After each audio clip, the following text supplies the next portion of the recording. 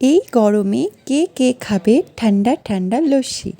আর সেই লস্যিটা যদি এমন সুন্দর স্টাইলিশ লস্যি হয় তো প্রাণ মন সব তো ঠান্ডাই হয়ে যায়।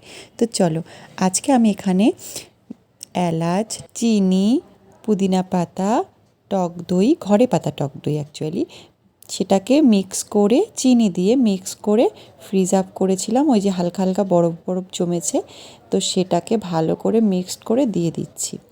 তারপর আরও কিছু, এটা তো গেল, এটা তো টেস্টি হলোই, আরও কিছু আমি এর মধ্যে অ্যাড করব, সেটা দারুণ হয়ে যাবে।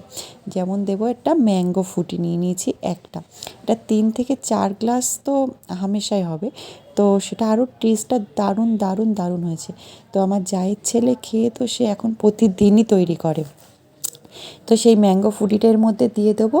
আর ওখানে রয়েছে জেলি, সেই জেলিটা যদি দেওয়া যায় মনে হবে একদম, মনে হয় টাটকা আম কেটে আমের লস্যি বানানো হয়েছে, সেরকম একটা ফ্লেভারও আসবে। মুখের মধ্যে হালকা হালকা জেলিগুলো পড়লে ভালো লাগবে।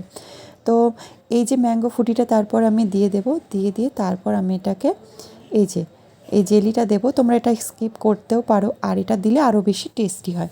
তো দিয়ে আমি, আমার জায়ের ছেলে এসেছিলো, তো ও একটু খেয়েছিল, খাওয়ার পরে ও বলছে দারুণ হয়েছে। এখন প্রতিদিনই ও তৈরি করে, কিভাবে তৈরি করেছিল দেখিনি, প্রতিদিন তৈরি করে। তো তোমরা অবশ্যই ট্রাই করে একবার আমাকে খেয়ে আমাকে জানাতে পারো যে কেমন হয়েছে। আমাদের কিন্তু দারুণ লেগেছে। আর এই গরমে যা গরম পড়ছে, তো বারবার জল খেতে ভালো লাগে না, তো এরকম যদি লস্যি তৈরি করা থাকে ফ্রিজে তো দারুণ লাগে। তো চলো, দেখতে থাকো আর তৈরি করে অবশ্যই একবার ট্রাই করো। তো টাটা।